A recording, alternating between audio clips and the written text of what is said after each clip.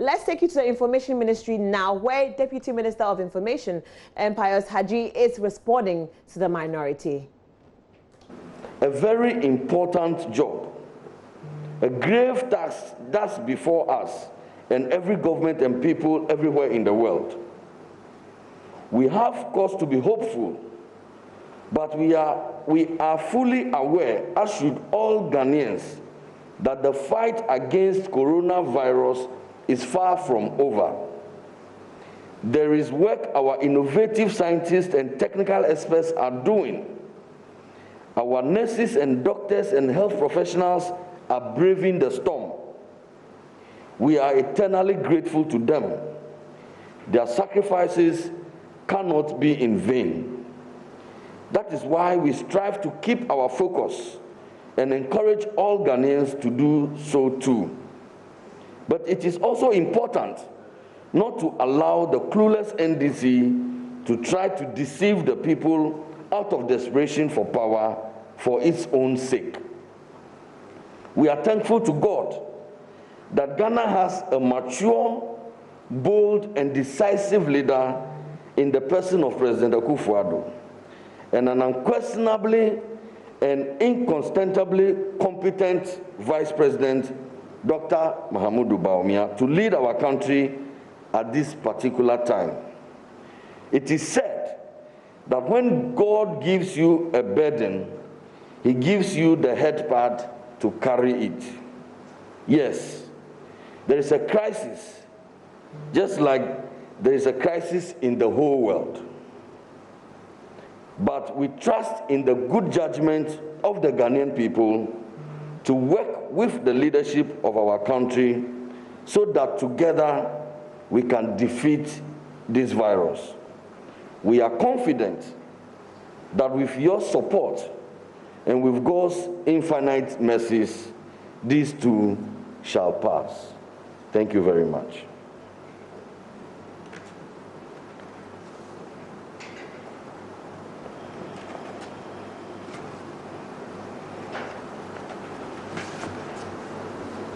So, ladies and gentlemen, that's the government's reaction to a press encounter that the NDC minority in Parliament held yesterday. If there are any questions and clarifications that members of the media may have questions at this point. Yes, please step forward and use the mic. Just introduce yourself and then ask your question.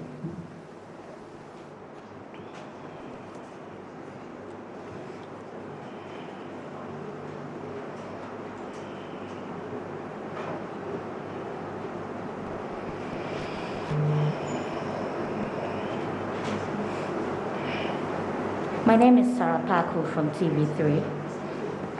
Mr. Pius, we want to find out, does government have plans to temporarily open the borders for Ghanaians who are stuck there, apart from, let's put the NDC aside? We have some Ghanaian personalities who are also stuck out of the country, who are calling for opportunities to bring them back home. Are there any plans in place, or is government considering this, considering the fact that gradually we are overcoming the fight and domestic flights have been opened? My name is Kojajman from City TV. Honorable, I read an article on factcheckghana.com about Ghana's application to the IMF for 1 billion credit facility to the government of Ghana. And they are quoting that per the figures from the 2018-2019 budget statement and the one the government presented to the IMF is different. So for example, when you go to page 3 of the IMF statement, in the 2018 data to the IMF, our GDP deficit was 7.8, but then it was 3.3% in 2018. In 2019, it was 4.5. That's from the data from the budget statement, and then data from the one we took to the IMF, it was 7.5. So when you compare the two, the data from the budget statement is a very, good picture, but then the data to the IMF is a little bit gloomy. So I just want your response to this, if you've come across this report, and what will be your response to it. And then my second question has to do with measures being put in place for our nurses and doctors at the psychiatric hospitals across the country, because we heard of a reported case at the Accra Psychiatric Hospital. Thank you.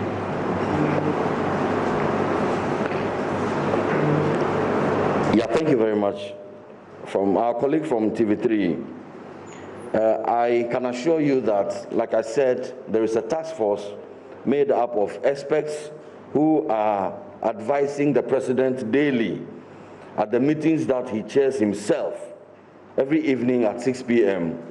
All these proposals are being considered, and decisions that are in the interest of the country as a whole will be taken. There are risks to all of the options that are available, and you have to balance and be calculated in taking those decisions. And so, as we speak now, I am not aware of a decision that has been made to allow persons from outside of the jurisdiction to enter into the jurisdiction. The ban, the closure of our borders are still in force, but I know also that various other scenarios are being considered.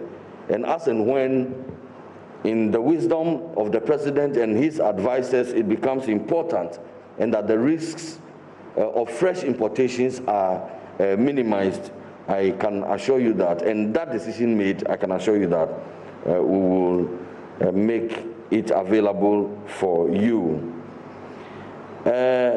My brother who spoke about a purported difference between our reporting to the Sovereign Parliament of Ghana done through the vehicle of a budget statement and what they claim has also been said to the IMF, which the allegation is that contradicts. That is actually not true.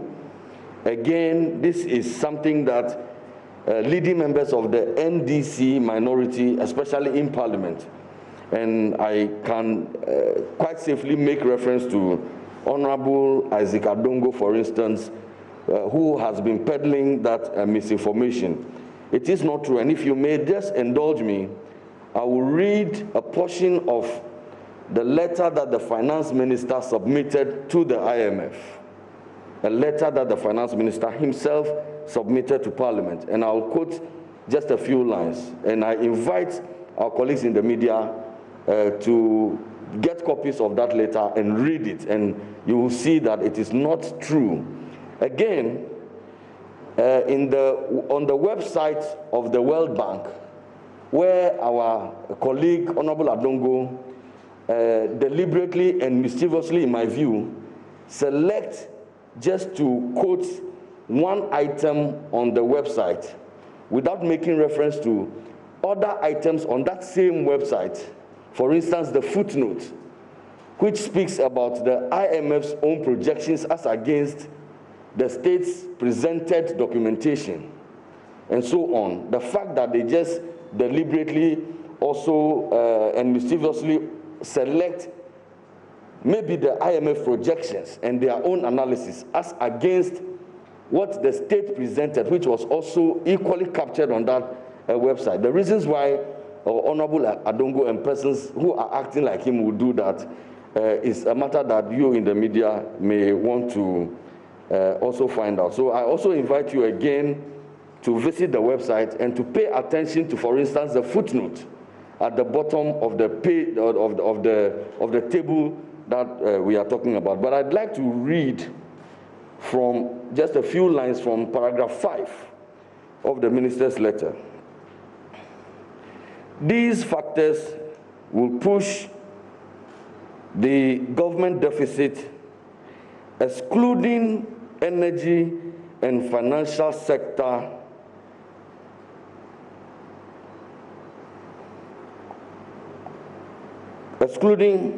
I'm receiving calls and it's interfering with my reading.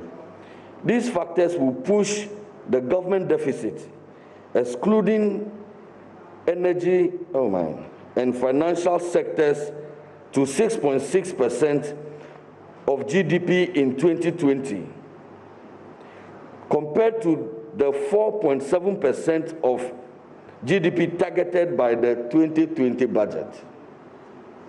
The 4.7%, which was reported in our budget, has been reported in the letter to the finance minister, and it's a voluminous document. I invite us to read it. But the simple and direct question to the answer is that it is not true that Ghana paints a different picture to the people of Ghana through sovereign parliament, through the presentation of budgets, and paints another picture to the IMF.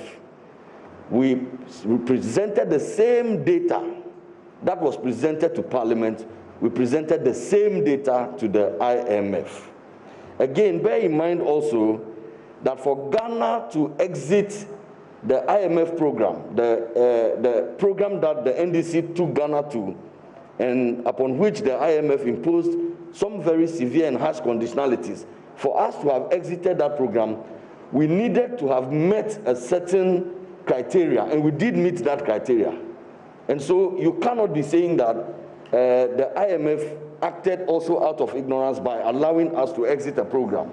That we are consistent, we have been consistent in reporting to the IMF, and so that is not true that Ghana said one thing in Parliament and said another to the IMF. It is not true.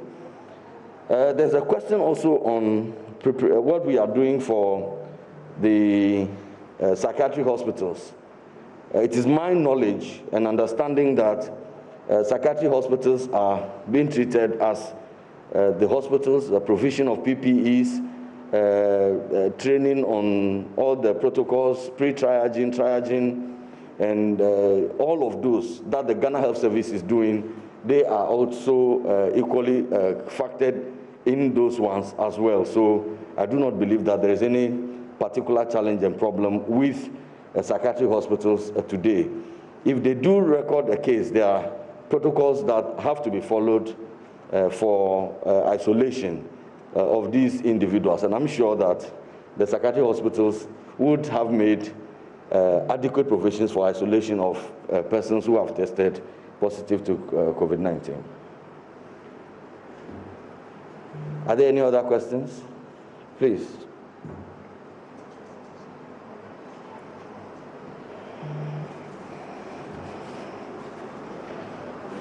Please.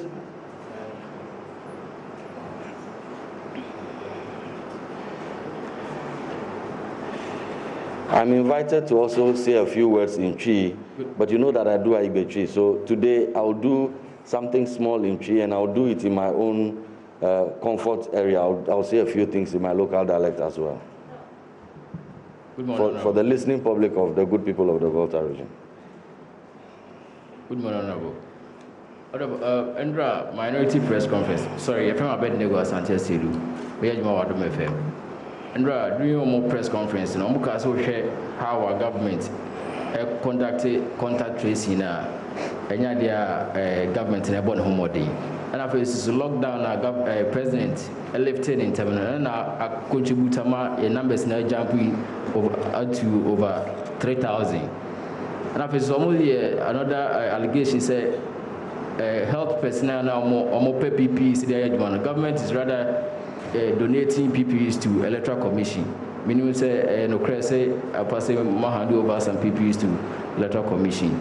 And also another issue be about this. I almost said vitamin C. I'm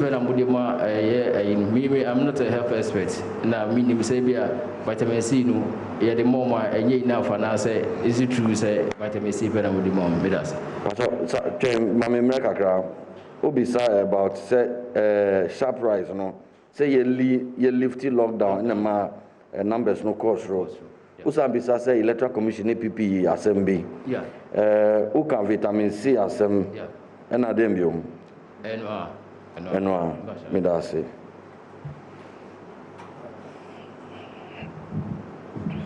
Thank you very much, sir. My name is Musa Lansa with Star FM. So that just a bit from the minorities issues. I've been following the updates on it anytime the ministry is doing that. And one thing that has not really come up is how long people who have tested positive take to test negative. We've not been told the recovery, how long they take to recover from that. And secondly, our inactive cases, how many really do we have? Because from my inactive cases. Inactive cases. Yes, because from my little understanding of some of these figures is that even those who are dead are added to the number of inactive cases. But anytime I listen to us, we find just the people who have recovered from the treatment, but we don't have the people who have died as part of the inactive cases. Can we have an explanation to that? Okay, and the definition of, your definition of inactive cases are? Inactive cases includes both dead and those who have recovered from the COVID-19. All right, okay. So again, your first question has to do with? How long people take to recover. Okay. All right. Honorable, good morning. Your friend Poku Samo, Mifri Kingdom FM. But my question here, in the NDC for press conference, minority for Nadia, from how they were communicating, not just say, as a government, more engagements, more engage or more in this media possibility. But see, who say, more COVID-19 team, no set up, government, so much engage, and I send us engagement, and then the back, and a second one here, okay, Bachelor. Yo, minanum medamo say, Niadika mame and ye minana, owie sisi ano. Asida ena yedi bema ekuekuo eni nipadom a omu ebua aban no a ye nyina o maboye chidom a ye nyina yaka ye hubomu a yekuntia sa yareboni COVID-19. Uhwe amanyo ko ni biti se PPP a omurukwa de womudi vehicles ambulances bikra ede esi ho se omuso ede boa enti no eyade a wo se ye bo o mabaso na ade no boa wo se ye boa no wo se etumi emma difference wo emmoa eni se ye de ye amanwo osem no wo se etumi hu difference no PPP dia ye kan ebi mpo na o makọ abonten akọbọ hu dero se ye de ambulance se boa we na mi madwene mu no ye friend se ye mmoa odima na se okọ akoti ekuo bi a uti omu kasa na wo hwe omu ni ye no na akọ ye se da bia no yentwa omu nan entem na yentwi omu beche na ye yenkuande a mi de mi madwene mu no enye samua no na Ghana for no ehwehwe at this material moment. Engagement of political parties. Ye mampenyi edikan ene political parties ni nyina ehia otunsa efre wom. Se woni omu edinkita ho na onji aginkyere efre wom ho. Na emse ebedu ho no omu bia ebaye ebinum amba. Mikai se ye mampenyi dada ye tunsa frɛ no.